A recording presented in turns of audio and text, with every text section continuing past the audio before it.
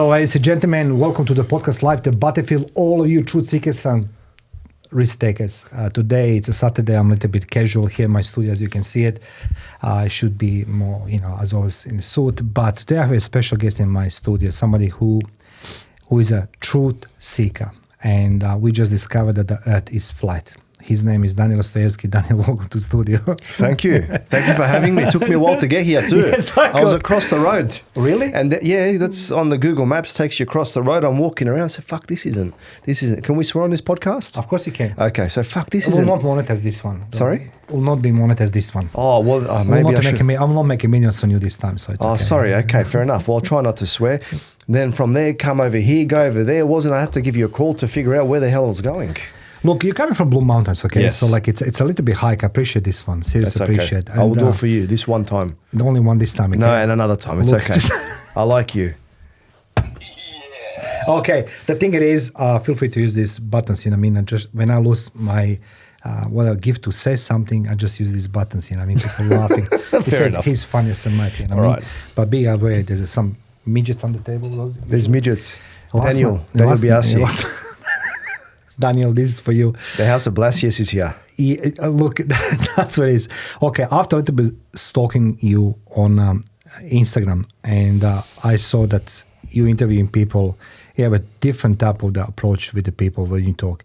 You're digging for the truth. But, can you just put a little bit meat on the bones? Who is Daniel Stojcevski? I don't know.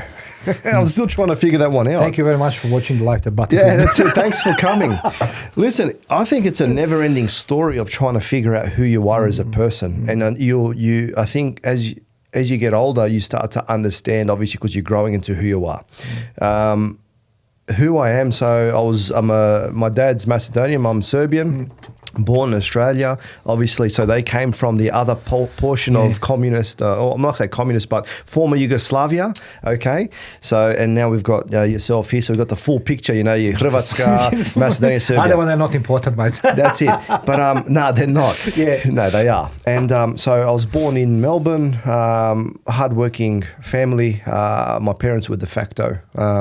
My dad was a musician, typical Macedonian musician, very gifted with playing the keyboard and the harmonica. Mum, very good housewife. They eventually split. Yeah. Grew up in housing commission. Tough life, but received a lot of love from my mum. And then from there, school marks never were, I was told at school, not told at school, but I was always very easily distracted, didn't have good marks. I was always making people laugh and I was just being the class clown.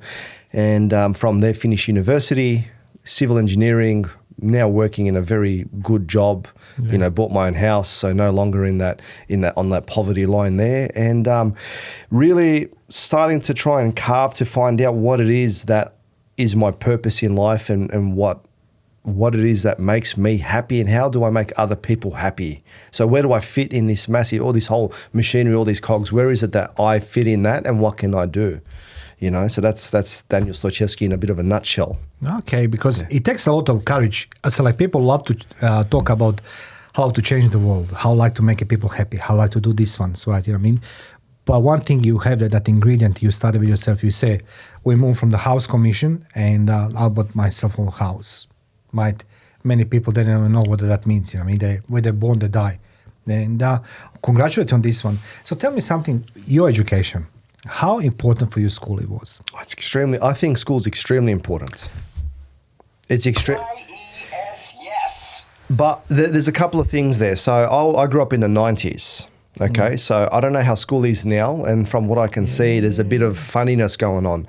But it's sort of like at school you learn to read, right? You do a bit of basic mathematics. You go there, you make friends. You learn basically the key concepts of how to get information, digest it, and put it forward.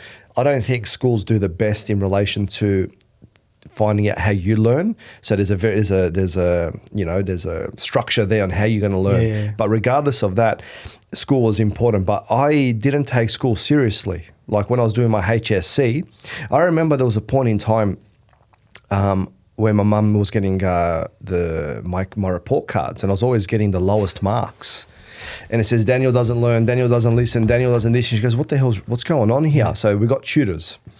And from there, she said to me, son, do you want to be like your dad and us and like, work very hard, or do you want to make something of yourself? And I said, well, I want to make something of myself. So she goes, well, then start putting some effort in. So we got tutors, and that's when I went from the lowest English class. I duxed English, and mathematics. When I started doing that, I got number one in calculus in my class. So it was a bit of pushing to try and get the teachers to actually respect me and what I wanted to do. But we got there. HSC didn't do too well, but I went to university. And through that, you learn how to get to where you need to go. So I'm not the smartest, but I still graduate. I still have a degree on my wall. So I'm not, like I'll say again, I'm not the smartest, but I figured out how do you make things work for you and how can you get to where you need to go. So that's the biggest thing that I put together there. I'll disagree that when you say you're not the smartest guy. All right. This is my opinion. Well, that's gonna come one. the song now. Can touch. We need a soundboard. You know what, Murray? You need a soundboard. You need a soundboard. Okay. I need a something like this. Yes. I think that's a good idea. You need one. Couple of sounds, a bit of music. Yeah, like that's how the Joe Rogan started. Like he was doing the keyboards and everything. You know what I mean? He's the greatest. Trying to entertain. He's the greatest. No, we're gonna become. You know what I mean? Yes. Long live the king. You That's know what I mean? it. King is dead. But okay, the point is, what I try to make to you. I had an argument the other day with some of my students, and I said, the times when I was going to school, in communism. On 14 subjects, 15 subjects. I mean, I remember we need to know in geography how many ships New Zealand has in grade 7. That's like, who cares? That's a knowledge. It's a knowledge. Exactly. That's go with my son, who is 22 years old. I said to him, 2 years ago we went overseas. I said to him, Matteo, you know what the capital city is of the France? He says, no, I don't need to know. I said, dude, what do you mean? You study medicine? Yeah. He said, no important. And I think that's education systematically being degraded and dismantled for some purpose, because we have the people like Andrew Tate educating kids. I mean, it's like, you can't make a money overnight. You can't make a money just because you go online and stuff like this. It takes much more effort. So yes, you're smart. Okay, fair enough. Thank you very much for that. You're welcome. It's just when I was at school, I wasn't learning the way that I needed to learn. Even when I went to university, I still wasn't getting the best marks. Like I was doing the best I could. You're doing little exams here, look over there, get an answer, look over here, speak to the friends, assignments, this and that. I never applied myself because I didn't understand the actual concept of it. Now when I'm working as a civil engineer, when I'm on site and I'm seeing how the steel beams are erected, how the forces, what the actual job is of that member. Now, if I was to go, I would love to go back to university and I would do better because I understand what I'm actually looking at. I understand why it's needed. Where over there, I had no idea. I'm looking at it and my mind was just like, that monkey with the symbols just slapping. That's how it was for me. But now when I think about it, it's like, no, I actually understand how to apply this and why it's needed. And then it sort of adds a bit of purpose and meaning to it. Where over there it was just very empty. So it took me a while to figure out how do I actually learn, and that's the key thing. Is I think in schools, like you have to. Everyone learns differently. How do you approach it? But you can't. You're sitting in a classroom. It's a bit difficult. And for me, I just wanted to have fun, and I wanted to make kids laugh and make myself laugh. That's the beauty of the life. Yeah, that's the beauty of life. Like when I was doing my masters, and I before we start podcast, I remember Professor Troy Whitford. He says to me, he said, "Listen, pass or the high distinction doesn't make difference. It's a pass." Yeah. I said, "But I want to do better." He says, "Like the difference it is one day when the people ask you, you'll not be able to hide yourself if you don't know." So everybody has a different approach, but honesty it's a very rare commodity in today's days. So when you see the kids today, 20 years old, what do you see when you compare to Daniel, 20 years old? How would you see now kids 20 years old and when you're 20 years old? Man, when I was 20 years old, I had no idea. You know what? My 20 years old. No, I'm very honest. Like I've got nothing to hide. I'm not even an I was going to say these fake influencers out there, but I'm not even an influencer. I'm not these fake people. Like what you see is what you get. That's why my podcast is just real. But when I was 20, I was still very shy. I was scared, unsure, didn't understand, and it was still like I felt like life. Even now, life is so much bigger. But I didn't see my path in that. I didn't see where I stood in that. I didn't know what was going on. And then we had other issues in relation to, living in housing commission and whatnot and trying to make your way through there. But if I was to actually think on a deeper level and now try to see like where the kids are, where they're like the 20s now compared to then, I feel like these kids are even more lost because I think that there's no actual, I think life and everything that's gone around is starting to fall apart. It's not making sense anymore. And I feel like it's being diluted. Okay, makes sense. I feel like things now are being diluted. Especially when I was growing up in the 90s, how much fun we were having and how much we were actually building relationships with people and having genuine fun. Now everything's online and there's so many rules and restrictions, and it's like it's just, I feel the biggest word is just it's being diluted, man. It's not like I need to just remind you what you posted the other day. I couldn't stop laughing all day, literally. You said like how the people are distracted with the mobile phone while they're driving, and then in your video is a guy with what's it called, with the CD case. CD case. That was the best. That was the best. And you know what? I think myself like, he is right, you know what I mean? Like, because what you could do, just record a couple songs and you need to play them all the time. That was the best. When I was growing up, there was no internet.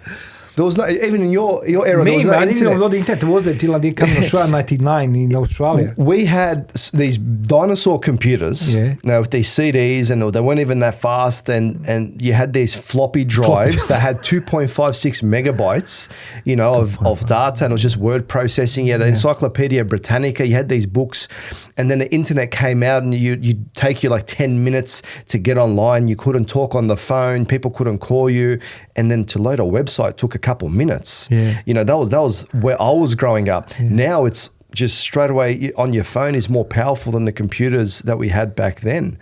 So I have no idea where I was going with this. I'm going back. So basically now how everything's streamlined compared to back then, it was a little bit harder, but it was more rewarding. You had your Discmans, you could only put one song at a time. You had a 5 CD stacker. So it's just very different times. And I actually miss those times. I miss that. I do, like, when I speak with my son, like, and I come to Australia in 98 November, almost 99, and I remember the first time I heard in the embassy the dial-up sound. I said to my boss, like, I don't know something, it's all night, it's just something, it's working, I don't know what it's working. He says to me, internet. So what's internet? That's how shit it is. So when I talk to my son, I say, I remember times when I was a kid and this and that, he's not interested. Talk to me now, dating in the 90s and comparing to now. 90s, I was 10. I wasn't dating. I didn't start dating till I was 19. That was when I actually had my first date. So that was 2000s. Okay. But if we go dating then to now. Even 20 years, mate. 20 years back. Mate, over there, you had Facebook. You'd find people on. There was no dating apps. The dating apps were for the real, the extreme sexual people that would like Grindr, this, that, all the, it was very taboo. Not even, there's other ones like Matchmaker for adults for this, it was really intense. That's it. But back then it was simply finding someone, talking to them and building a relationship and trying your best to pick someone up, in a, like, it's basically, it was tactics, it was like a SAS, get in, get out, how would you do this, how would you do that? And it was very interesting. Back in those times you had to be real. Now it's just all swiping. Now it's just fucking... Sorry for the monetization, but it's... No, you can swear. So don't worry. It is fucking disgusting. These dating apps are no good. You got so much choice. And choice is good, but you got so much choice. You're there, you're like, I just basically on the photos just don't like it. And then you got the guys on the other hand that are just swiping every single one and trying to have, just trying to get a root out of it. Like, we don't care. Like, it's again diluted. There's no substance to it. It's lost its value. And now you go into relationships, you're like, okay, cool. Like, we're done. Like, the next day, bang, you're back on a dating app. Like, what's going on? This is just, it's literally, it's lost its value. I agree to you. Like, look, I don't know much about dating apps. Don't stay away from them. No, stay away. But, I was watching a few weeks ago about Ashley Madison, that some case, you know what I mean? And I heard about Ashley Madison. Remember that website, Ashley Madison US? Oh, yeah, they secret affairs for married people, and they hacked them. And I said to myself, of course I was going to hack it, but in reality, what that website was, everything was a lie, that it was not protected. It was just a computer in the office and all these things. And I said to myself, that doesn't make sense for the people. Why would you go on an app? Why don't you put effort? I know it's a more convenient swipe left, swipe right, you know what I mean? But there's no substance. And I think that's what leads people in unhappiness. I agree with you, because it's sort of like when I'm not going to say that I wasn't on those apps. That's how I found my current missus. That was through the app. But it's you got a message, you got a ding, you got this, you got that. It's all, again, it's stimulation, you know. Back when in the earlier days, you had to say probably in your day, you had to send a carrier pigeon and it might get shot down in the way there. And then did they get my message, a telegram, fax? You'd be faxing each other. There was no sexting, it was faxing. Yeah. But it's just beyond ridiculous now. And the fact is I still speak to the younger generation. I ask them and they still go out to bars and they see someone they like, they talk to them. But it's sort of like some of these girls would say, oh, no, I'm not interested. But then they'll link up with you on the app and then accept. You know what I mean? So again, it's just funny. Look, I think the younger generation, I think it's not anymore, there is no more challenge for the men. Exactly. They're not hunting. No hunting. And that's like, when you go to the gym today, when I go to the gym, even I'm 52 years old man, sometimes I feel like myself, I think that these girls are gone far too much length, you know what I mean? All this clothing and everything else, just covering the nothing. clothing's ridiculous. When I was in school, the girls were dressed like to this, you know what I mean? You can't wait the summer. Elegance. Well, it is, you know, and then imagination was working, and I said to myself, I was listening to your interview with Tessa Williams about porn, and I said to myself, oh my God, I remember, Teresa Orlovsky, or, all these things, we were VHS tapes, you know what I mean? It was all up imagination. It was not available, but now it's everything. It's everything. You can see their ass. You can see everything, and it's what I think. What it's bringing out is the pure, that deep, this other part of yourself, and it's sort of like it's turned into that where they're all showing their asses, and the guys are all walking or whatever. In both, there's nothing left to the imagination. There's no unwrapping to get to the gift. The present at Christmas. It's there. It's like there's Christmas. I want my present now, so you got to wait. No, I want it now. So the way they're dressing, I started going to the gym. As you can see, I'm an athlete. I'm an athlete. But this morning, I shit my pants. I said to myself, I was doing my class, you know what I mean? My coach called me and says to me, "Are you ready?" I said, "Listen, this guy, Daniel, comes." He says to me, "Who is that one?" I send the profile. He says to me, do extra push-ups and stuff. I said, don't breathe. I can't even do one push-up, fucking... And I went to the gym, and I went there because I broke my ankle, and I started going back to the gym. That's a wild excuse. Yeah, that's it. That's what's put me out, But I'm going to get back in there with Justin Holland. He's going to start training me. He's going to start wrestling me. Oh my God! Okay, yeah. Come this year later. But the thing is, I went to the gym, and I'm like, "What's this attire?" Yeah. It's like they put the girls are putting on the gym shorts, and they get the vacuum, and they suck out all the air, and it gets sucked right in there. Like, what's this? Is ridiculous. I try to understand as well, and I think the industry, what's the next step? That's what I try to understand. What's the next step? Because now it's little or nothing, very close to the body. But when I travel, I will go. I just come back from overseas. I was doing some lecturing over there, and I stopped in Dubai. There's a beautiful pool. Take your missus. It's called Aura Pool. Right? Oh yeah. 52nd floor. Man, that would be beautiful, bro. It's in the hot sun. No, man. No? It's all in shade. You know what I mean? You can't stay more than 4 hours. You can choose morning yoga section, and it's a view bro, the afternoon when it's very, very hot, or sunset, you're romantic, Anyway, so my client says to me, I got you tickets. It's $400 entry. And you come inside all the, it's dancing. So all the, the sunbeds, two in pair, or this, family king size, the fucking cover, and there's only one single one for Mario Bekes, right? Yeah, that's next to the pool, can I have a lemonade? Yeah. And I was watching all these couples, and I said to myself, something's wrong because there's no affection between the couples, right? The girls that have all these G-strings and these things, it's a big who looks better. Yeah. And I think myself, I saw this guy. Why don't you get that oil, man? Wrap it yourself, man, like a fucking Moby Dick, just get her out of the water. Do something. Now I was all the photos. And I said to myself, this is our life, that we need to chase location for the picture. Yeah.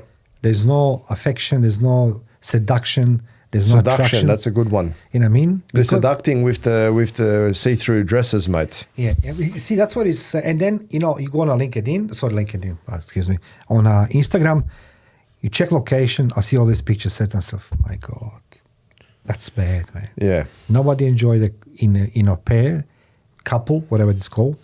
Instead of enjoying the location and the pictures, and that's it. You know what's very interesting? It's sort of like now as we're starting to create more content with myself and all the other crew and stuff, and I've got to be pushing myself. I don't know how to create this content. How do I do this? How do you got to go out? Are you vlogging? Do you have to take photos? I do little bits and pieces, not too much because it's very unnatural to me. I'm not someone that was always showing what's going on in my life. I'm not doing this, you know, to myself. Hey guys, I'm out here having the best time of my life. Woo, and then put it down and get back to the party. Fuck the phone, bro. I'm there having a mad time with my friends, and then we'll take a couple of sneaky little shots, this and that. But it's not like, hey everyone, look how I'm going. Yeah, having the best time. That for me is fake. Yeah, that's fake. I won't do it unless I feel that it's necessary or it's going to be encapsulated within what I'm doing. Like last night, we went out for dinner after the podcast and we put up a couple of things. But you had a kebab, right? Sorry? Did you have a kebab? No, we went and had Bollywood burgers, Indian hamburgers. So chicken tikka, butter chicken hamburgers. It's awesome. It was cracker. Oh, okay. I was thinking there's like something like, you know, you rob the bank, you know, after the rob the bank, and then you go like, you know, hiding, you know, some hideouts with the kebab. You know? No. We went there last night. It was good, man. I like going to these, and I even got a free burger out of it because the guy I asked for a butter chicken burger, and he gave me a chicken tikka. I said, mate, I asked for a butter chicken. He goes, I'll try. I said, no, it's okay. I'll have this one. No worries. And then he brought me out another one. He goes, this is for you. I said, maybe he recognizes you on a podcast. Maybe he knows I'm a celebrity. I'm trying to hide. I'm a celebrity, guys. I'm gonna put a link in the comment section below. There's Daniel Stojcevski. You can search him, and I'm going to put the link. If you consider to be sponsor of his show, feel free to go. Hey, we welcome sponsors. Yes. We welcome sponsors. Even 50 cents. I got 79 cents on TikTok last night. Can you imagine? Did you sold your soul? You sold your soul for 79 cents. Okay. Anyway, so you went for the almost a breakfast for the dinner. Yep. Yeah. Oh, yeah, so we did the podcast last night. There's a new version of my podcast opening up, which is called Unhinged. Okay. Where we're just having fun. Because deep down, I'm a comedian, Mario. That's what I want to ask you. Like, what's the story about this comedian? I saw that you are quite relating yourself to some comedies and the people there on your podcast. You know, I listen to your podcast very carefully. I try to suss you because I ask the holy grail of the knowledge, Dr. Google. I say like, Daniel Stojcevski, Stoja. And Google says, fuck what did you find? Nothing. So fucking unknown. Like, you know, you're like, I'm an enigma. You can do the entering his data. You know, I don't have, look, the only thing I'd get in trouble is if you go to search up my history and what I look at, after hours, then I'll get in big trouble, all right? But on the internet, there's no big presence because I'm only starting now and I don't have much of a profile. I don't think they should not worry about this one. I mean, we all know your criminal record doesn't exist, so it's okay. No, there's no criminal record. I haven't done anything wrong. I haven't been caught for anything. Everything's alleged. Yeah, all right? Alleged. But I'm a good boy. Like, I don't really go out there causing a ruckus or trouble. And the biggest thing is because I was scared of my parents were going to slap me across the back of the head. You know what? I said to my son, I said to him, he's 22 years old, I said, Mateo, I'm going to belt you. He's laughing. He says to me, dude, I said, seriously, for 22 years, I say to him, I'm going to belt you. I'm going to punch you. And he's laughing because my dad your dad. I copped it a couple of times. My one used to be my dad. I would make trouble at home. Hands out. Oh, fuck, he'd go get even his hands were the fucking, not the plastic, but it was the wooden spoon.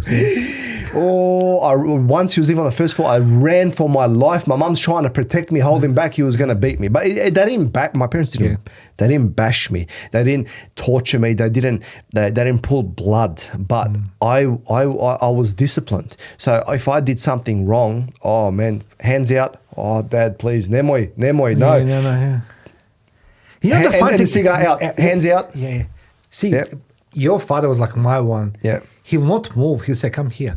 And he's patient. He's waiting. Yeah. He said, bring me the belt. Yeah. Oh, bring it. Oh, this one here brought it to me. Pull your hands out like this. And I'm like this.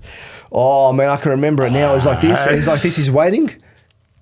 whack, the sting. And then if you move, that's an extra one. Yes. One more. Yeah. And now, even now at 34, I'm turning 35, my dad's older. I can take him now if I wanted to. Let's rumble. Yeah. But I'm not going to. And the thing is, if I did something wrong now and he calls me, he says, I heard or whatever, when I see, you're going to see. Inside me, I'd be trembling because I respect my dad. If my mum did that to me, oh my God, even now sometimes she pulls out the thing and just whacks, over there. But what I fear is the disappointment in my parents, and when they tell you you've done something wrong, you've hurt me. That is the thing that really gets me. And I live through that. These kids now say, you can't do nothing to Miss White because they're not disciplining. Yeah. They don't get disciplined. That's true, yeah. We're not here to bash our kids. You're not going to go there. That's bad. But you need to learn how to discipline. Like, I wish that I could just go to my room when I was younger, or go to your room. I wish, like, that's cool. I used to get a bag thrown at me. I used to get slapped. I used to, whatever. Or I had to listen to the lecture of my parents telling me what I did wrong. Because I started doing a bit of graffiti when I was younger with my friends, and I got caught. I was actually caught by the guys. I was at Hurstville Oval, freshly painted, and I was there graffitiing all over the walls. And then the guy came in, saw it, and they caught me. They made the announcement, and then my friend's mum called my mum to tell her what happened.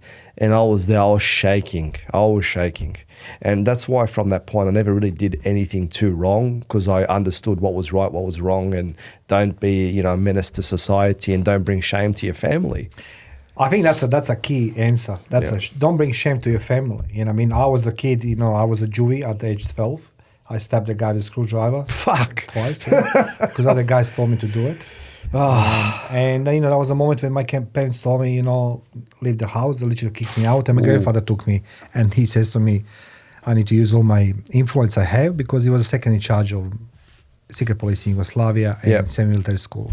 Anyway, but I was in juvie at age 12, and people look at you, you're ashamed to your family, right? You know what I mean? Like, as if my parents were like the A-grade students, they're typical communist workers, alcoholics, everything else. But you shame us. It's like, God, man. So, that's something was missing. But today, if you slap the kid, you are in trouble, man. You'll be on a current affair, man. You'll be on a current affair. I promise you, when I have my children, I'm not going to beat them, whatever. But if I need to smack them on the ass, I'm thinking to myself now, no one should be able to take that right away from me. I'm not going to beat them black and blue. Some of my friends, they were like that. But if you need to show some type of discipline or some type of authority, because you have to, otherwise these kids will have nothing. They'll have no structure, they'll have no discipline.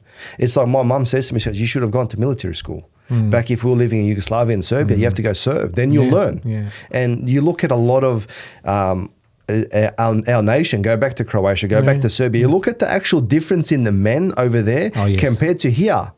You actually see these guys, they're a lot smarter up here, and they understand a lot more, and they've been maybe... I agree with you. Like this one, I agree with you, yes. I'm sorry to all the listeners and listening, what are you talking about? I feel that we need to have this structure, this discipline, so that we can grow and we have good foundations, man.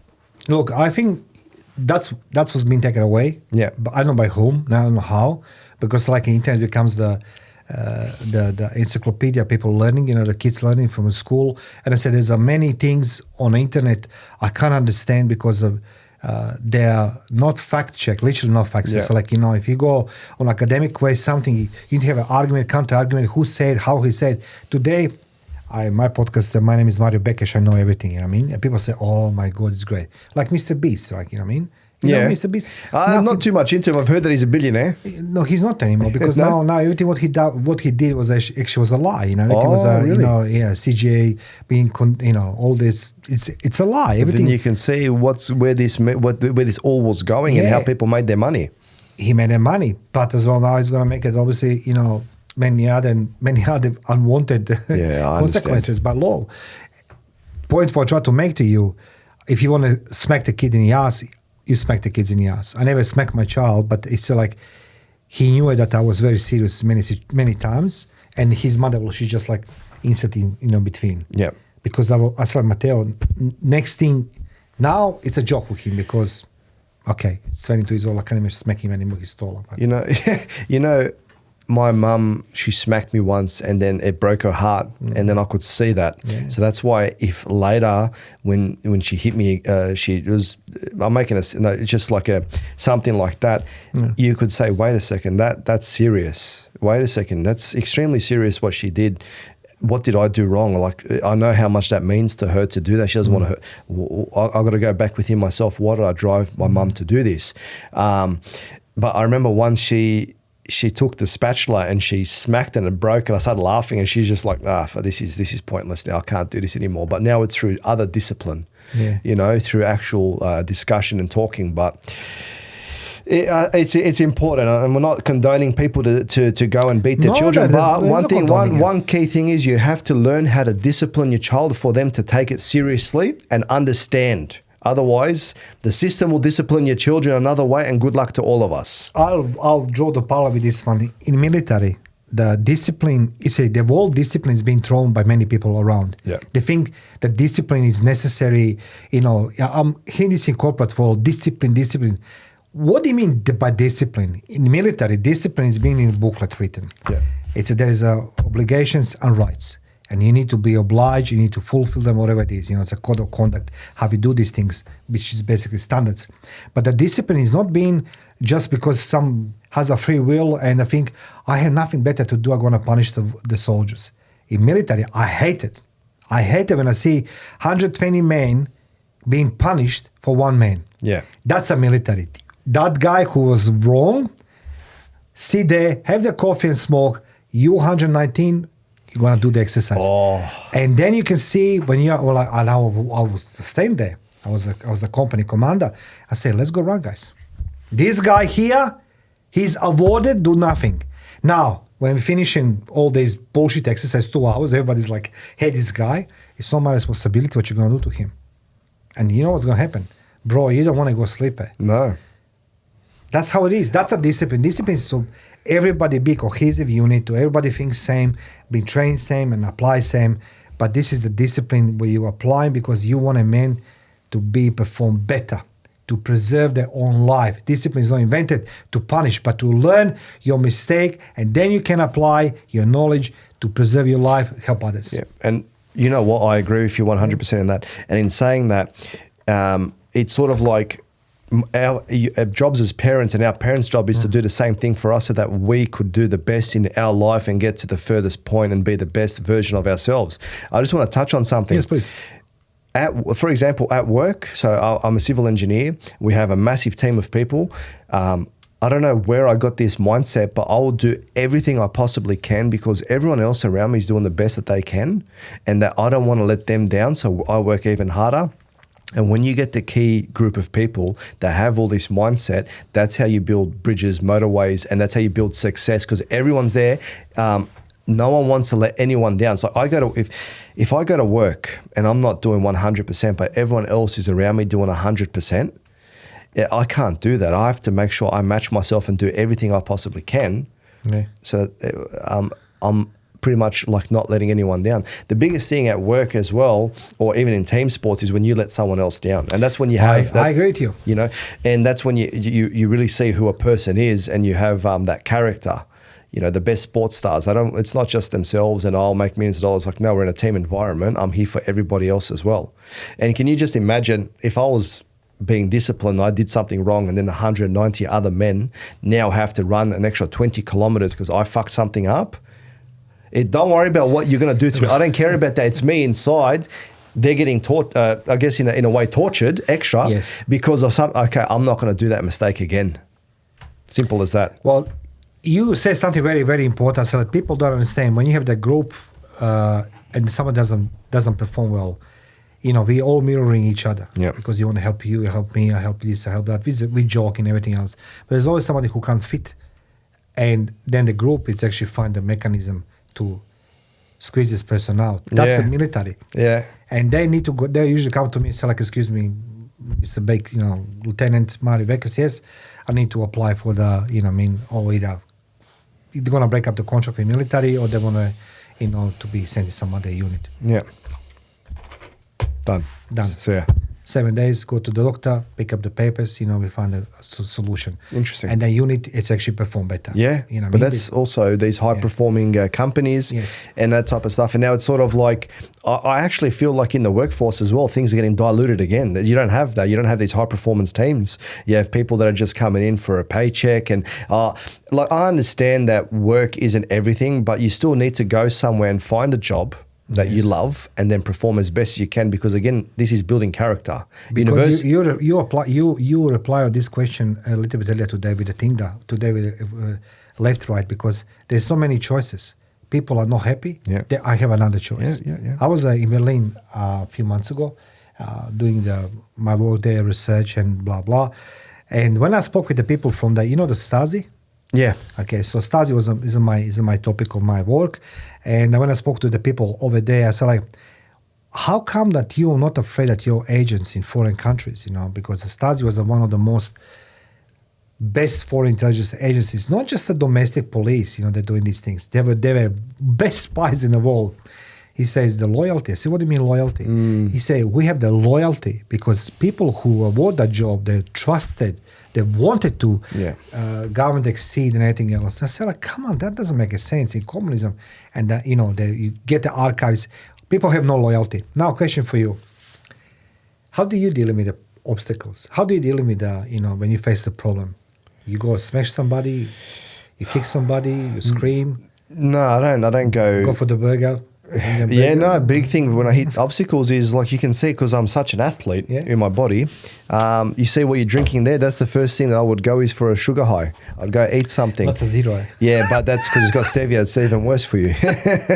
But how do I deal with obstacles? So I didn't know how to deal with obstacles when I was young because no one actually taught me. Okay, so that's my dad, very interesting. My dad was the way he dealt was, actually I don't even know how he dealt with it.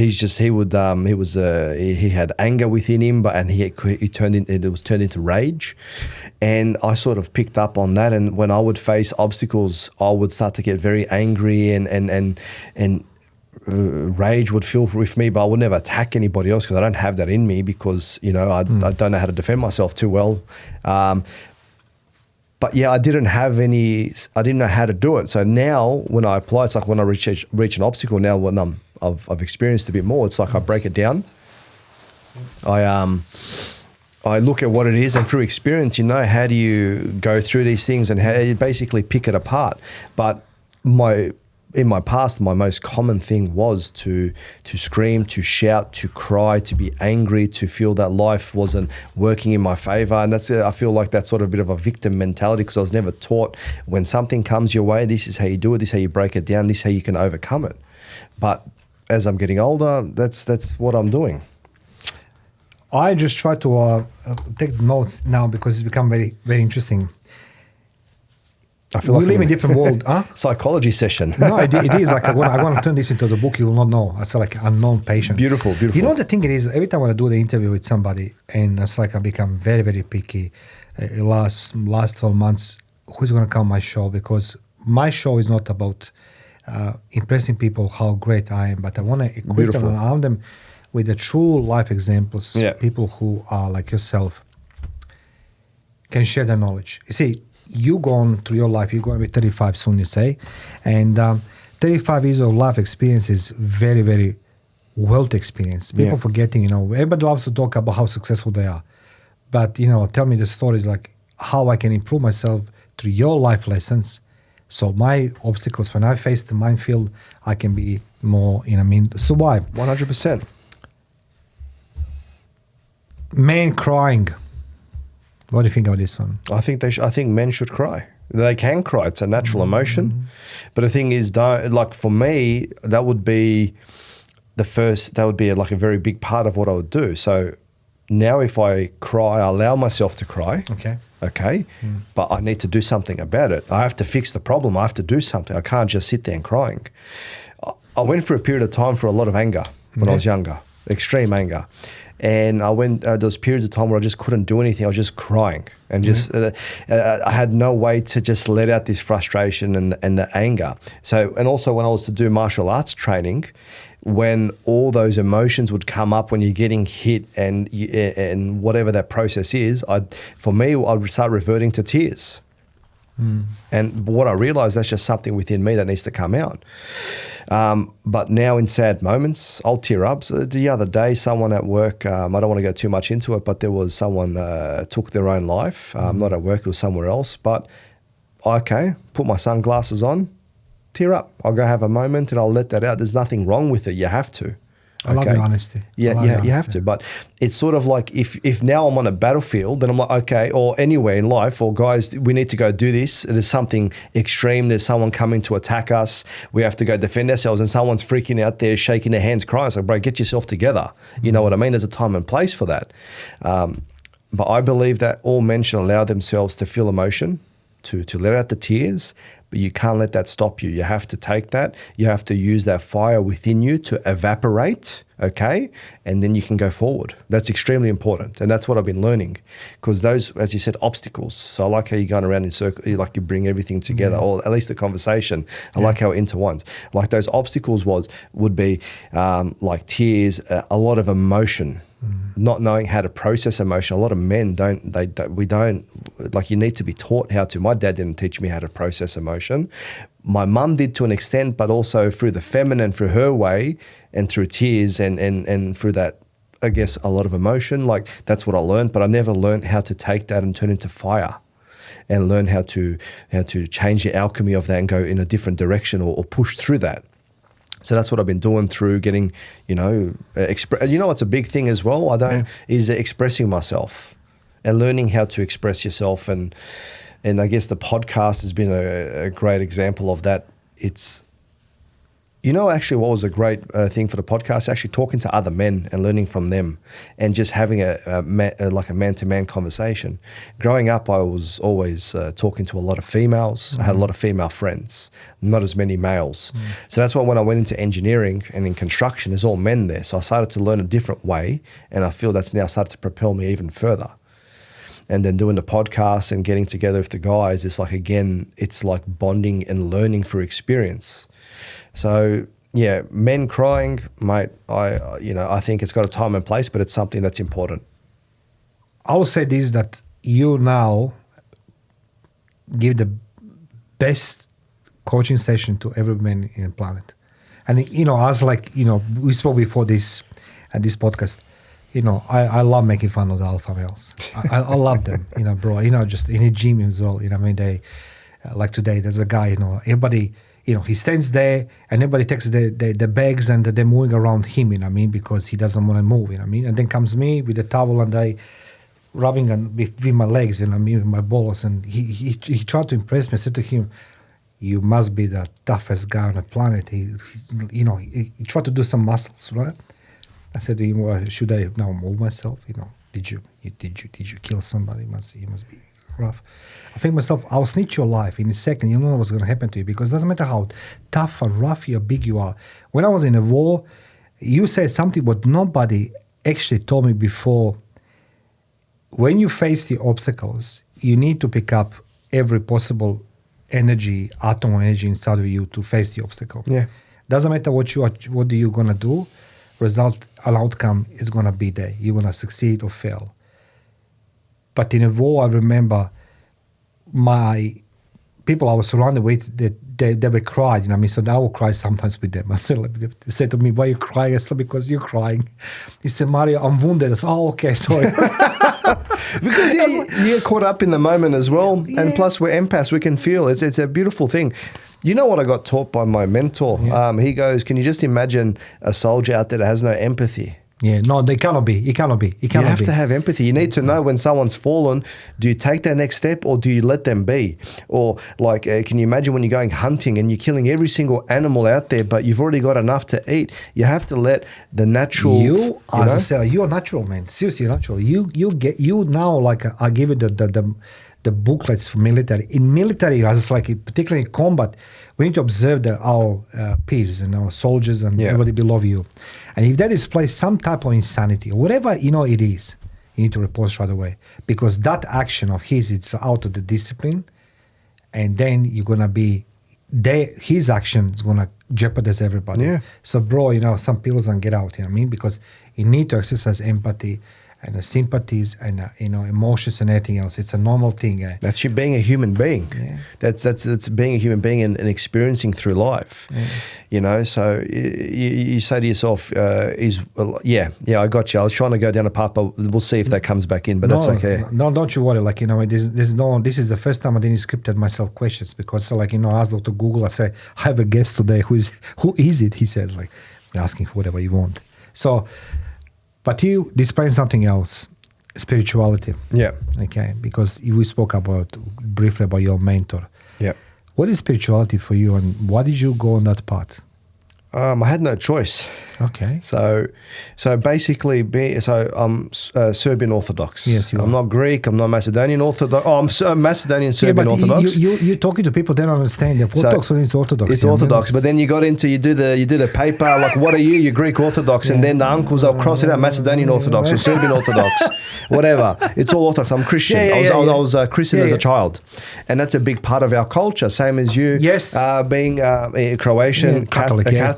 It's a big part of our culture. Is God. That's correct. Yes. So from a young age, I had the cross. I understood and I learnt about God, Jesus, and to the point where sometimes going to the toilet, I'm thinking, are the ones upstairs watching what I'm doing? Man, this is okay. I was like that. Or when you're starting to experiment as a young boy, or not a young boy, but when you're older, you're starting to do a bit of funny here and there. You're starting to learn techniques for dopamine release.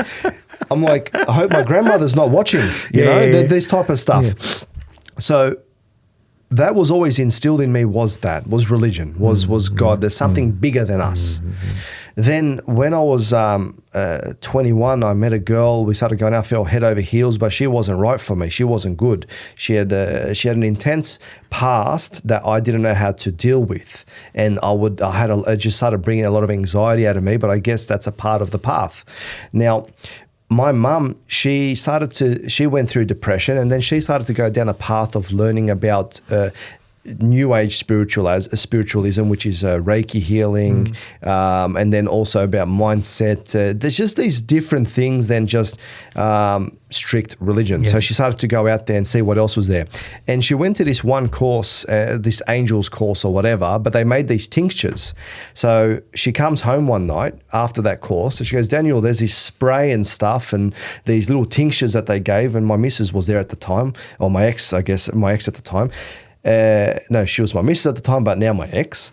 And she sprayed me and gave me the little thing underneath my tongue. I was like, oh, what's this? Like these crystals and these vibrations. And I believe, I accept this stuff and I understand it has a purpose because it's alchemy. It's from the earth. There's things that you can put together, herbs, stuff that excite the senses and things can happen.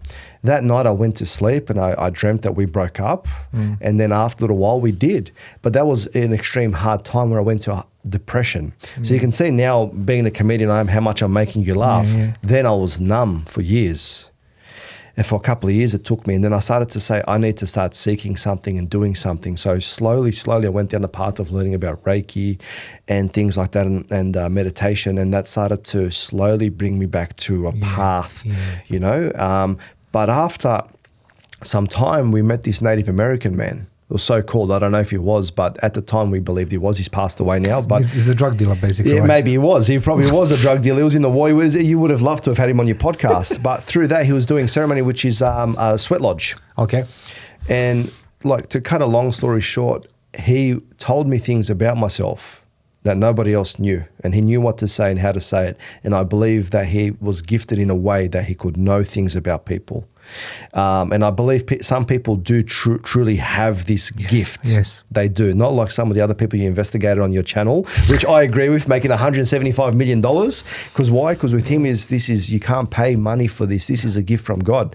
So through that ceremony and doing that, I started to be able to forgive. I started to be able to get better. I started to delve deeper into natural laws of life, which is seeing how do birds interact? How do the trees grow? If there's this tree here, you have this bee over there, this happens. So you start to see this natural alchemy that goes through life and this natural cycle. And for me, that's that spiritualism. You can apply that everywhere because it's in every aspect of life in human relations, even going how a company grows, and all that. So that's how I started to delve into the spiritualism. But the thing is, I started to have dreams as well through that time, and they would actually happen.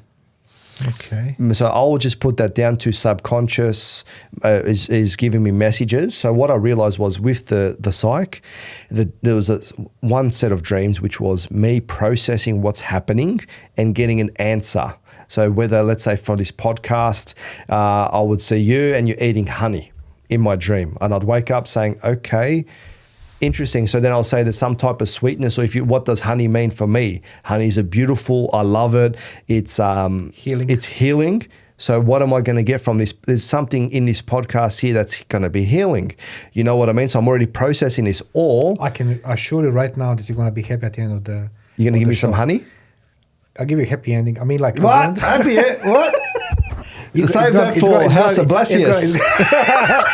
It's going to be happy ending. It's going to be sweet. All right. Okay. So anyway, that would happen. But then there's another thing was where I'd actually have, I would say, prophetic dreams. And when I say that's like, I would have a dream where I would, let's say I've never met you, but I'd see you in my dream. And then I would meet you after some time and something would happen in my life. So I believe that there are these things out there and there's these energies that we can pick up on. But when we're so diluted and we got all these wavelengths around us and you're not in a natural way of life, you don't see it. So I started to process all that, started to journal. I started to get a lot of energy out of my life that I didn't need and letting go of stuff. And then that's how I started to grow even more. But after my mentor passed away, all that stuff disappeared for me for some time because I was grieving. You know what I mean? And and I'll tell you now, so his name was Wind. So, and when he when he passed away and we went to a national park, I thought he was still alive. I was driving there. I got told that he died the night before. And so you process your emotion. And the funny thing is, at that point, I just shut down. So you're talking about men crying, like I couldn't. I just shut it down. Anyways, finish everything off. All right, everyone, see you later. And as I started to drive out of the national park that doesn't have any type of reception, I came to a point, and the radio was on, but there was nothing. And I came to a point where there was a whirlwind that just came right in front of me as I was leaving. And it was not windy. I was like, oh my goodness. That's a sign. Man. That's a sign. And then the radio turned on right at that point. And then I'll See You Again by Wiz Khalifa played. The start. And I said, fuck. That's something there. So the interesting thing is after that, whenever I was going through a hard time, that song played. And I knew, okay, something good's coming here, or this is the right path. You know what I mean? Even with my mum, when she was going through some stuff with work and court cases and injuries and this and that, whenever we thought that it wasn't going to happen, or that we was faced with this great obstacle that we couldn't overcome, that it was all over, Robbie Williams' Angels would play on the radio. Whether we're driving on this or that, and then it just gives you a little bit of that faith. But the funny thing is, it's an uncanny time for these things to actually happen. And eventually it turned out in a positive favor. So I'm not saying that everything's a sign, or that all I'm saying is that these things, if you open yourself, they start to make sense and you start to see them. And that was just the way that it was happening for us, because I don't shy away from the fact that I believe that we're guided by some force, or some beautiful force, which is God, creator out there. So in your sense, I'm deeply spiritual. You know, I want to make the prophecy for you. Please go for it. No, I will. I trust you. No, I'm professional. Trust me. Don't do this at home. No. The spirituality is not just a word. It's not just a word we can throw around when we please or not, because spirituality, has ups and downs, and it testing us, of course, our faith, everything else. You know what I mean? Yeah. I'm gonna share sometimes with you my story, but the thing is, I try to find the good words. When I reach the bottom of my life, I start digging even deeper, and I couldn't see the light anymore. That eventually I end up to the lady called Sabrina. She's like a mother to me now. And I'm seeing her every couple of weeks. She does a healing on me. Oh, and, beautiful. Yeah, and she told me that all I need is a love, because you say something about your father. He was angry and then it turned into rage. Yeah. I was the same, man. Yeah. I was being trained continuously to be like, on the edge, because I was on a leash continuously by my government, and I was the tip of the spear, and I just want to hurt people. Yeah. I just want to hurt That was everybody. the perfect job for you when you were feeling like that. Yeah, but the thing is, I was going beyond. Yeah. And the life slapped me so badly. Yeah. That with my son, as I told you, and I said to myself, God, why is this? So you find the answers, but you talk about science. So I want to do the prophecy. I wrote the word purpose, and I truly believe, even we never met before, we talk, a lot like two little girls, with the Instagram with the videos and everything else. But I think it is. I truly believe that you have the purpose to make this world a better place. Father, thank you. No, seriously. Not many people come and talk that way, because everybody loves to talk about how life is not fair towards them. And Cry Me a River story. And and I was like, freaking, where's my tissues? And and the midgets on the table already. It's like, Midgets. here you go, right? It's just a little hand comes up. You know what? Because the word midget, I say, like, people laugh to this, but I call my son midget. My son is 6'10", right? But he was little. He was a midget, right? And I was like, this is my son. Where's my midget? Where's my midget? Where's my midget? Now he's like 6'10", like I said, midget, come here. And he's like, dude, I'm not a midget. It's like, yes, for me you are. But I'm afraid of the midgets, seriously. Like they're little, They're like a ninjas. You can't hear them. You can't even see them. They'll just jump out anywhere. Bro, exactly. That's it. They're silent because they're light, They just little head comes out. Oh my goodness. So that's so why. So I truly believe that your purpose is, and that's a prophecy, that you will certainly make this world a better place. Which leads me to another question. Podcast. Okay, you're you're the number one podcaster in your street. So In my street, yes, okay. guaranteed. So guys, I'm going to put the comment section below. Repeat again. If you want to be the sponsor, and I'm advising you to be the sponsor of his great show, Stoja, you're going to be pleasantly surprised. He's a great podcast. He has an amazing guest over there, but it's a heart and soul, as you can hear this interview from this amazing podcaster. So why podcast?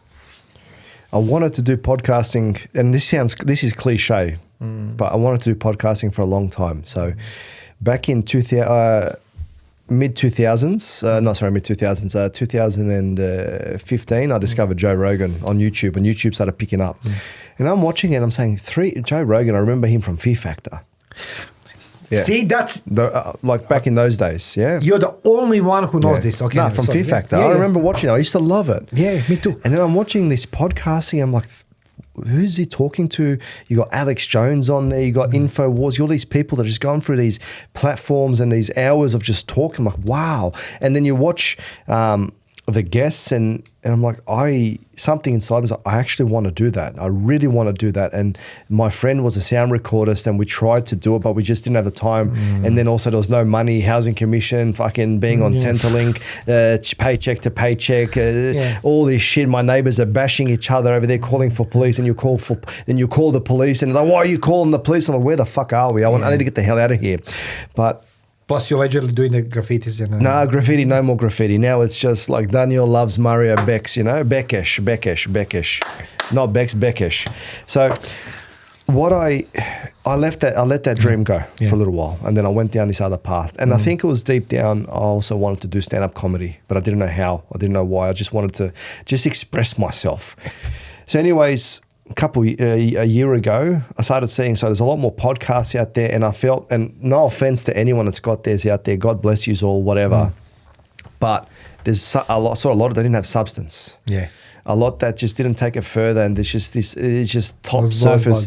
Top surface. I'm like, fuck, man, I was 4 days, no food, little bit of water, doing ceremonies. I know this, I've experienced this, I talk to people like this, and I've got this, this ability within myself, which I realized is like, I want to do this as well. Not to show anyone up, but I feel like I want to. I'm not hearing the stories. I'm not hearing the questions being asked that need to be asked. I want to see people go deeper. I want to go a different way, and I want to do it my way. So I guess I should start a podcast. But then I'm like, how? So we have the house. I was like, I'll deck out the garage, the rumpus room, but I've got to spend 20 grand. Still, I'm not at that point now where I can. I'm not a multi-millionaire, or not even that. I don't have that expendable income to do that. So I'm like, far out. Even then, I don't know how to edit. I don't know what to do. So what happened was, I remember I was at my dad's in Melbourne in his garage. It was Christmas. It was last year. Yeah, last year. And I was smoking a cigar because I love my cigars, like Arnold Schwarzenegger, Sylvester Stallone, all the hard men back in the day. I enjoy that. And I'm processing information, and I'm like, I want to start making content. I want to have my own podcast. That's it. I've decided by April of this year, that's in 2024, regardless what the episode's going to look like, it's going out there. So I did a They look good, mate. They look good. You have the good producer, mate. Well, I found him, fun, man, and then I saw his ads come up, and I'm like, who's this person? Straight away in my mind, I'm like, actually, you know what, Dan, you'll know. Send him a message, sent him an email, replied straight away back. Nick from Better Media, and he's got a fantastic podcast which I enjoyed. But I was like, feel free to advertise on my podcast. Nick Better of and he's the Better Project, the Better Project, the Better Project. Just type in Nick Better and you'll find him. I can't even remember which one he is anymore. Better Media, then he's got the Better Project. Like he's got 300 episodes. And I'm like, they're in Penrith. And I'm like, I live up the road. I said, all right, let's give it a go. Sent him an email. He says, yeah, come in, bro. Come into the studio. I went to the studio. I said to him, I want to come to the studio to feel the energy of the space, So I went there. We sat down. He got me to sit down. We started talking for about 45 minutes.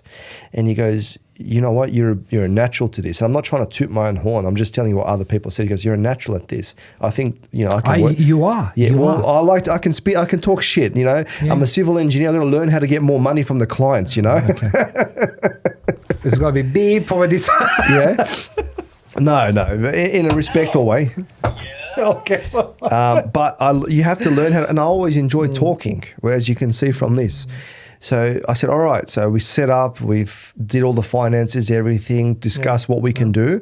And I didn't know how to edit. The biggest thing for me is I don't know how to bloody edit. That's what it is. See, this is what when I started my podcast, you're absolutely right. Yeah. People think that podcasting. Let me go a step back. During the lockdown, was 7 million podcasters globally. Yeah. And everybody was big podcaster. So I was sitting at home. I was like, these people are full of shit. Everything they talk, like particularly when I say the Balkan Wars, Yugoslavia. Oh yeah. You know what I mean? And then I said to myself, you know what? Let them talk the crap. I'm gonna put in my playlist about my experience from the war. Interesting. So there's always ways. As soon as the doors are open, since the Saint Daniel Andrews, he says there's no. Yes, he's a saint. He's a saint. Sanctus and Spiritus. Correct. He's going to get the statue, mate. It's bronze. He's going to He's a living God. Kim Jong-il second. Kim Jong second doesn't have the statue. Anyway, when he said Daniel Andrews, I beat the virus of COVID. You can go out, and the war in Ukraine happened same day. Yeah. Half of the podcast has stopped. So I said to myself, let me put on my head, let me do some research. What is the podcasting about? And then I realized that most of the podcasters stop podcasting between 5th to 7th episode. Yeah. Have nothing to talk, money, they don't know. Yeah. So I said to myself, you're absolutely right there. Don't stop. You're just not natural. I think that the way how you talk to the people, I just love it. So like Tessa Williams, the one, I need to watch a few times because I was driving city. It was a 3 hours interview. That's like, every time you do video here, it's like, oh man. I said like, what question is going to come out? And boom, that was an interesting conversation. Yeah, but what was like, it was such a good. That was actually prompting to talk to you because I had a genuine interest in talking to her because she had an interesting story. And the thing is, if she, for her, in that podcast, there being the BDSM Queen of Australia. The thing that drew me to that was the fact that she went to God after that. So I said, I want to talk to you on that heart level. Obviously, we talked a lot about bondage and laughing and I was cringing. But for me, there's more deeper meaning in there that I want to talk to you about. And that's the biggest thing is like when we talk, you relate and you start to create a bond. I can't do that with fake people. Yeah. Fake influencers, people that are just living bullshit lives, whatever. Yeah. What am I going to talk to you about? I want to see the real you, and I'll be able to bring that out of you because I do have that gift, and I understand that.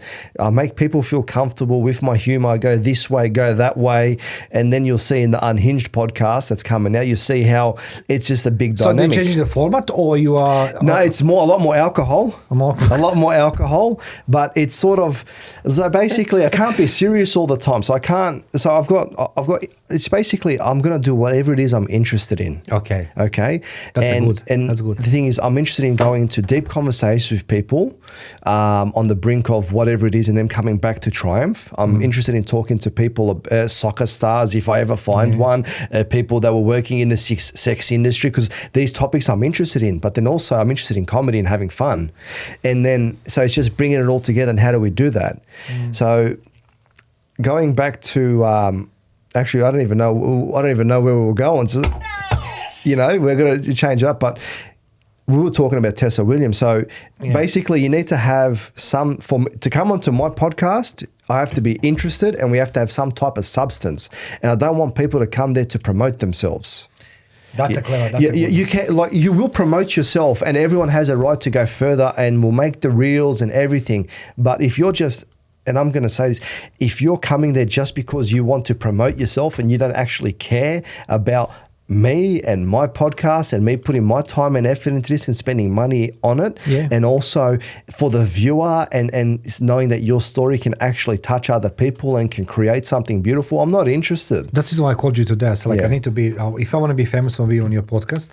So I say, come on Saturday. The camera doesn't work, nothing, just pretending, you know what I mean? That's all right. The jokes aside, that's the most honest answer I've ever heard. Yeah. And I think that podcasting, it is, you know, it's not a, when I wrote my first book, I need to sit and type everything. On the typewriter, back in the day. Yeah, exactly. And then I started doing that on a computer, but still I was struggling with the English, right? And then the Clyde Smallman says to me, what do you want to do the book? I said, like, look, Clyde, I've done all this. So I want to do book about my strength investigations. He says to me, let's go do different way. I said, which one? He said, record. I said, record what? He said, record your thoughts, your ideas, prepare yourself from the paper. I said, oh. And then what? He said, we do the transcribe, you know what I mean? Yeah. So that's how I learned to write the books, you know what I mean? So you found a solution for the problems, you know, you don't need to invest $20,000 to make the room. You know, people always come to me, said to me, your studio, this and that. Yeah, but I invested money. But the thing is, I know why I wanted this studio. Yeah. It's proven to me, and I wanted people being armed with the knowledge. But that's like, I truly believe that prophecy I'm making about you, that very, very soon that this world will see that purpose of your existence is to make this world a better place. Beautiful. Because people want to be either entertained or they want to learn. Yeah, and I think you're offering the both worlds. Yeah, I agree with you in that. And I actually want to touch on something as well. So yes, please. When I started, it was scary. Yeah. And I'm like, first day, so who am I going to get? Scary what? It's scary. It's like I'm going to be in a camera. I don't know. I'm freezing and I'm shy if I don't know what to say. God. But the thing is, after you do it a couple of times, you start to realize it's okay, and then you start to get a natural rhythm for it. But also the amount that I've healed myself, Mario, through that, like talking, the tradie coach, his name, sorry, forgive me. What's the tradie coach's name? Aaron, yeah, Huey, sorry, yeah. Huey, I apologize, brother. He came on there, so I was so nervous. He built this studio for me. Oh, beautiful. Yeah. Did he? All nice. All drillings and God bless him. Like, I was so scared to send him a message to come on in case he said no, because I've got a big issue with rejection in my life. I still do to this point now, not as much. Like, for example, let's say to go get a job in civil construction, I'm not scared of rejection there because I've done it for so long. I know I'm good at it. But and you know, and the interviews are very different. Like the interviews when you first to get a job, suit and tie. Now it's like phone call. You still respect the situation, but I've been in it long enough. It's okay. I don't have to stress about that. I love your honesty. But in podcasting, so the first guest that I had was a good friend of mine. I jumped on his. He never released the episode because he stopped. But anyways, I got him to come on. He was a human rights lawyer. Second episode, another friend of mine. Third guest, who's it going to be?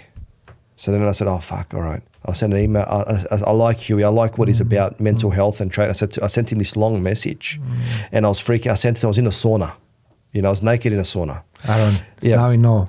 And He was thinking about the you thing in the is, sauna. I was scared he was going to say, "No, mate, I'm not interested." I'm like, "Fuck! If I can't get my third guest, who's going to come on? No one wants to come on my podcast." But he said, "No worries, mate. Yeah, sure." He came on, and then from there started building momentum.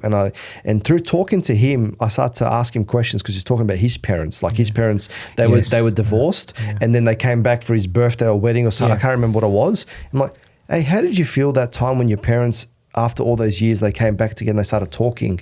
How did you feel? And he told me, and I said to him, "You know why? Because my parents, they stopped talking. I actually stopped talking to my dad for 4 years. And I do not advise anyone to be angry at their parents ever. I advise you to work whatever you need to. Obviously, there's some extenuating circumstances out there, but don't be angry at your parents because they didn't buy you a car, they didn't do this. They're your parents. You have to love them regardless." And I started talking to him again. And because my parents, there was so much anger between them and my mum was very angry at him, one night he called me over on the phone, my dad, and he goes, "Oh, do you want to," because as I'm talking to him, I'm remembering this. And he goes, "Yeah, you want to come past for dinner?" This is a couple months after, a month after we started talking again. I go, "Yeah, I'll come." He goes, "And do you want to ask your mum if she wants to come too?" And I was like, "Oh," something inside me. I was 22 at the time. I was like, "Oh, fuck. Hey, mum, stay in it." What, son? Yeah. So dad's asking if you want to come over for dinner, his unit. And she's like, "Yeah, okay." I was like, what the fuck? Yeah, what's Because I remember she declared to the universe that she was never going to see him again, some years ago. She declared, put the staff down, bang. Okay. And we went there, and I remember how nervous I was. And then but I said, fuck it. The situation is what it is. What am I nervous about? They're my parents. They're going to act. Same now way in all other aspects of my life. Like people are going to act the way they're going to act. I can't control these aspects. Just go in there and do the best you can. So I went in there and it was just a very interesting situation and we had dinner together. But I remember my mum turned to my dad at one point. She goes, "Hey, you know what your son did last week?" And he's like, "What?" This, and this. "Do you want to have a chat to him?" He's like, "What are you doing that for?" I'm like, "Hold on a second." And These then people talk here. Sorry? These people talk now. Yeah. It's talking, but hold on a second. My parents are doing deeply inside what I've always wanted, which is to communicate about me and our life and what's going to happen. And now my mum's saying to her de facto ex-husband, "Hey, can you please have a chat to your son about this?" And now he's saying, "Hey, son, why are you doing that?" I'm like, deep down inside, that's what I missed. And I told him, "Hey, I actually missed this." Do they still talk now? Not as much. It's an interesting relationship between them, which is fine. But it's sort of like talking to Huey. I was like, I remembered that. So each podcast that I do, and I get people on and talk to them about their story, it's relating to some aspect about myself. And then I also share things about myself. And then I was rewatching those videos because we had to edit them and get reels and whatnot. And I was healing myself. And each day, each episode, I was getting better and better, and I was able to release different things about myself, even to the point now where no matter how my relationship was with my dad, back then it was very difficult. It was a difficult growing up and seeing the pain that he caused my mother. Healing all that side and pushing that aside now, I actually, and not talking to him for 4 years and how much anger I had there. Now he lives in Melbourne. I miss him. I want to spend time with him. You know what? You make me, as you talk, people who knows me in this podcast, I don't talk lightly about my parents. My father's gonna be now in January 29. He's since passed away. I was 23 years old, right? Wow, that's young. Yeah, very young. He died. I was in the hospital, and wow. I come on a funeral, and then my ex-wife, she says to me, "I'm pregnant with somebody else." I was like, with the "Oh funeral, my goodness!" It was all like. That's when you lost your hair. No, I lost the hair a little bit earlier, and that's what. Sorry. So like it is, but the thing is, that's what the people are gonna learn from you. Yeah. You see, we're living continuously life in military. They say the fear it's normal, right? To control the fear, you need to control the pain. That's the reason why everything's been, because pain is related to fear, right? The more you are feeling the pain or the fear, pain is increasing, right? You know what I mean? I remember many nights when in the ambush, my stomach would look like this. And I was to the point of hurting. You know what I mean? You can see the enemy walks towards you. It's not the fear, but it actually was a pain. And you are healing people. So what I said, the prophecy, its purpose is like, you know, it is actually to define more, it's a healing. You know what I mean? That's what it is. Because you don't say, my podcast is to make the money. People don't make the money. I saw the other day, the lady, her video was making 12 million views. She got $300. I say like, wow, that's it, right? You know what I mean?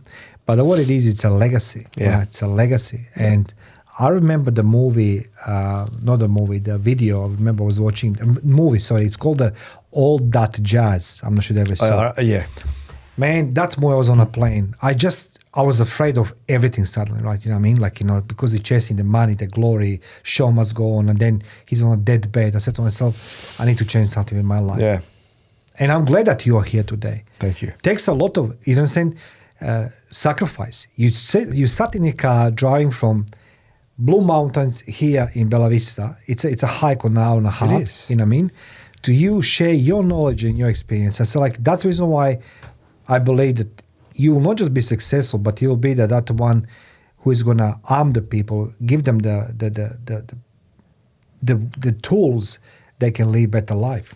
I agree with you, and thank you very much. And I'll be upfront, even if you're in Central Coast, I would still drive that far because it has meaning, has purpose. Yes. And I like to do this stuff. There's other people out there, it's too far. One guy contacted me a while ago, this was months ago, sent me a message, and he goes, hey man, I really like your podcast. Yeah. I'm like, cool. And some type of breath work facilitator. And he goes, I go, cool. Yeah, thanks, man. He goes, yeah. Where? He goes, I'd like to link up to come on. I'm like, cool, because I was following this guy. I saw him at Mind Body Spirit Festival. I was like, cool, yeah, no worries. He goes, whereabouts are you? I'm like, I'm in Penrith. Oh, okay. And that's it, done. I'm like, oh, fuck yourself. And I'll say that freely, yeah? Good luck to you. I'll ask for his name a little bit later. It doesn't matter. I'll ask him because I think I know who you're talking about. You know, but then you're also doing this. You have like some other people that genuinely can't make it and stuff like that. And in my podcast, it's free. Like if we book and you can't make it, that's fine. I don't mind. There's another time when we'll be able to do it. And I'm not worried anymore. There's aspect of respect. You see, there is. I went to the Drew Barrymore show, right? I got a ticket. She was here in Sydney. And I said to myself, I'm going to learn something from this. So I went from the couple organizations. I went in a acting school to know how to express myself. Disaster. You never learn that shit. It's just all these bohems and, you know, I mean, type of the people want to be actors. And I want to do acting school just to learn a bit.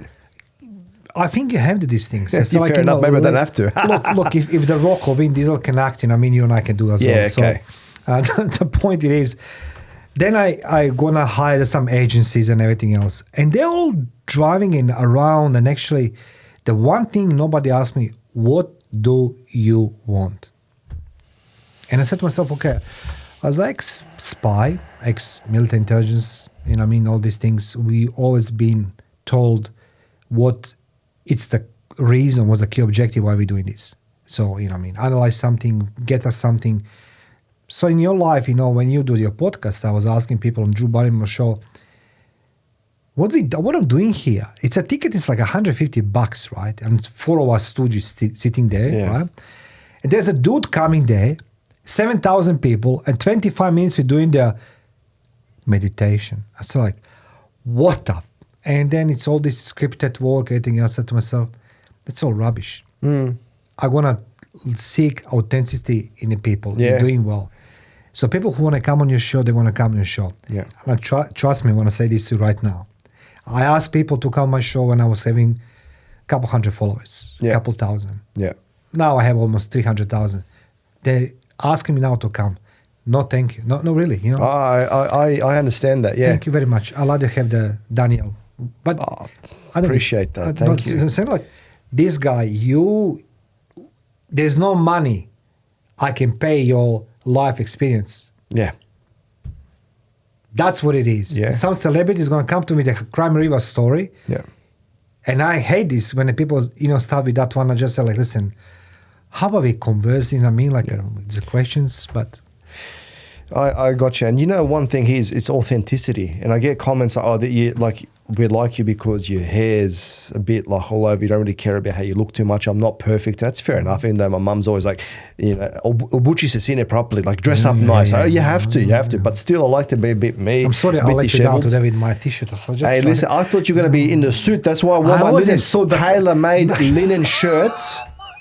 I had my Aaron Williams boots in the car. I was like, but no, you know, I left them. I've got my joggers on.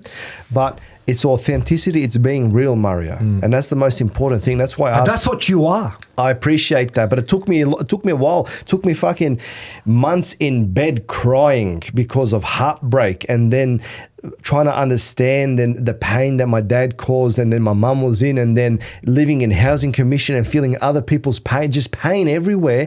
And I'm like, fuck, how do you get over this? How do you get through this? And then your character develops and who you are as a personality, and you start to go deeper within yourself. And then I'm like, I've got no choice but to be real. I can't be fucked being anybody else but me and what I want to do and how I want to be. And that's important. And then through that, you find your faith, you find these things. And then what I started to realize was it's coming to a point that, you know, we have no choice but to be together, Mario. And we have to make it together because the times are going to get tough, and we have to get together. We have to build each other up. Okay. And that's what I want to do is, like, when people come on my podcast, when I meet people, so I want to build you up because I know what it was like for me to get built up, and for other people to put time into me. I'm going to do the same with everyone else that I talk to. And even if you had you're just starting your podcast, you called me out, and you're in the Central Coast, I would drive. I'm not someone special, but I'll still come. But that's what makes a difference. It's like, this is what you are sharing today to people. Because if we just look for the reasons of commodities, or you know, because it's gonna be close or whatever you want to call, it doesn't work that way. Yeah, you know what I mean. Like, when I tell you something, you reminded me something. You say heartbroken. When I started my business in 2010, I went in the local chamber of commerce here, Hills. And I said, like, okay, I need to start somewhere. There's a guy on the door who welcomes me, and you know, he says to me, my name is such and such, you must be a new member. I say, yes, I am. I don't know how we're going to pay the membership, because, you know, if you sign everything and the membership is going to be, you know, debited, you know, next couple of days. And so like, oh my God, I'm going to do this. But anyway, I managed to have some money on account. The first thing when I walk inside, the guy says to me, you're never going to succeed in a business. And I'm 38 years old. I'm the war hero, right? I'm tough and rough. And I was like, you know, I start shaking. I was like, you know, this doesn't make sense, because I look these people very high. Second hit, you know, like, you know, he just jabbed me, and then he's got a cross. He says to me, he needs a speech therapist. Your English is shit. I run home to my wife then, crying, and she says to me, what the fuck is your problem? I say, you know what? I'm never going to succeed. And she says to me, I was with you always because you're the, you know, guy who pushed yourself, you know what I mean? But I was in tears. And now you're saying to me that you experienced the, you know, probably fears of being, you know, unsuccessful, being rejected, whatever it is. I mean, and you speak English. I mean, it takes a lot of balls to say these things. That's I say, like, people, guys, comment section below, Stoja podcast here. I want you to guys to run, and I want you to give him the reasons why you should be invited on his podcast. Secondly, sponsorship, we're including the tiki masala, the what's Bollywood burgers. Bollywood burgers. Hey, Bollywood burgers. Bollywood burgers in Penrith. Yeah. I went there. The guy gave me an extra burger. Excellent customer service. And I said to him, why? And he goes, just give us a review, whatever. It's okay. They made an honest mistake before, and they want to be good, you know. So I appreciate that type of stuff when, you know, when people want to look after you and they're being authentic and real.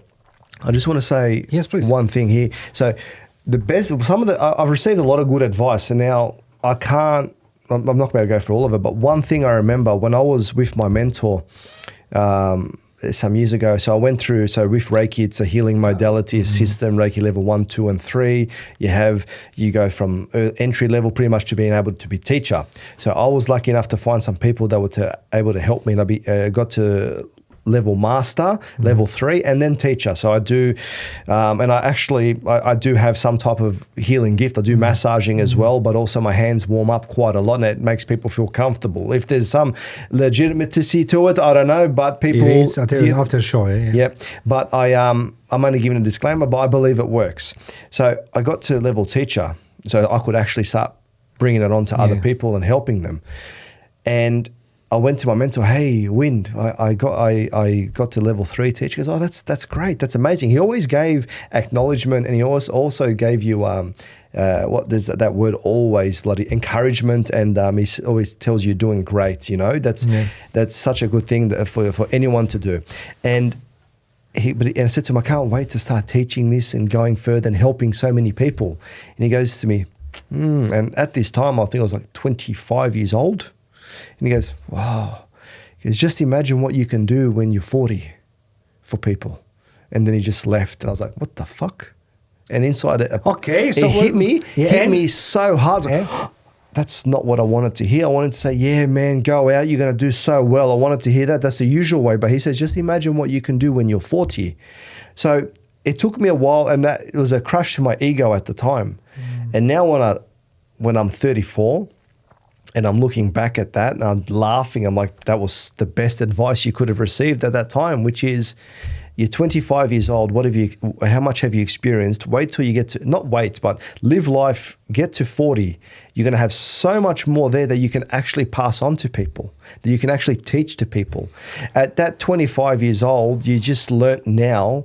And the way I look at it is like, you're going to offer so much more when you're older. But when at that age, I didn't want to hear that. I thought I could do it then, but no, you can't. You actually have to grow into that and wait some time.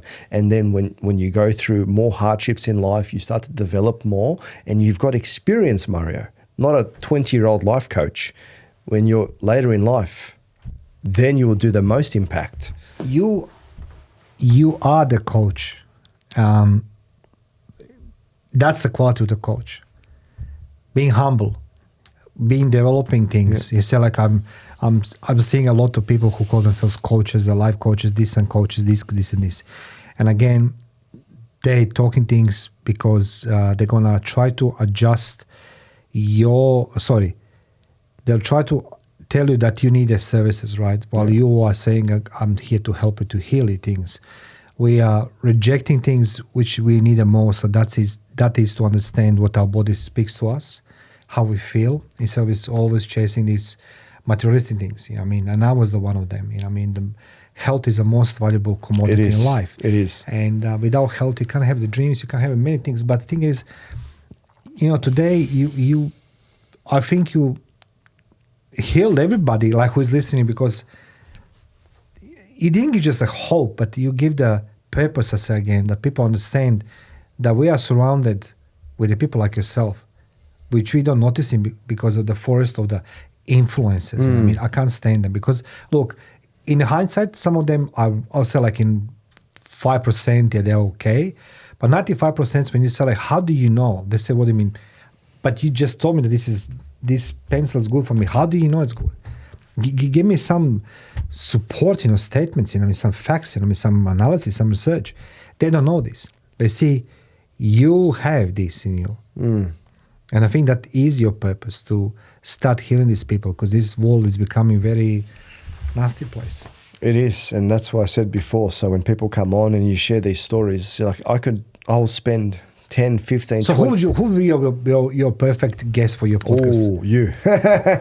It's easy for me. I've got to printed off some pictures at home. Yes. And I was going to put them onto like a vision board of people that I want. Yeah.